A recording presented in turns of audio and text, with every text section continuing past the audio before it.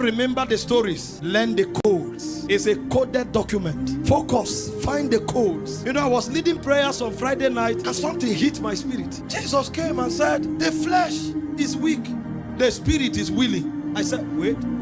Lord, you too had a challenge of flesh? How come you were sinless? I thought only we had issues with flesh. What do you mean? The spirit is willing, the flesh. So nobody can give an excuse that flesh was what made me fall. And then he gave us a code. He said, pray that you fall not into temptation. I say, hold it. Are you trying to say every temptation I fell into because I chose to? So prayer is not just to talk to God. Prayer is to put flesh in check. Prayer is to make you rise above temptation. So the Christian walk is possible to be perfect. Anybody and everybody can live above temptation. The problem is that we don't do what he did. When he noticed that flesh was weak, he separated himself. He carried those who believed. He carried those who were committed to him and went to Gethsemane. And even in Gethsemane, he began to fractionate them. The first 7 are not as strong as the last 3. So he separated the 8 rather and moved 3 forward. He now saw that these 3,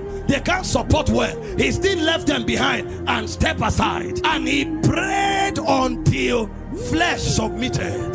When he stood up, he walked up to those who came to arrest him. There was no fear. There was no contemplation. He spoke with audacity. Whom seek ye? They said, Jesus of Nazareth.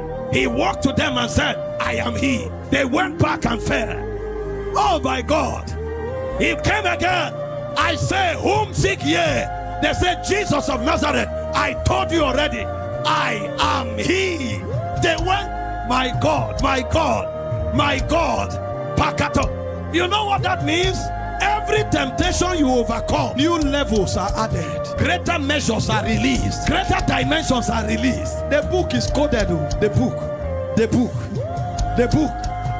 I speak over someone. Every word you came here with, you are leaving them behind. Don't forget to like and share, subscribe to this channel for more.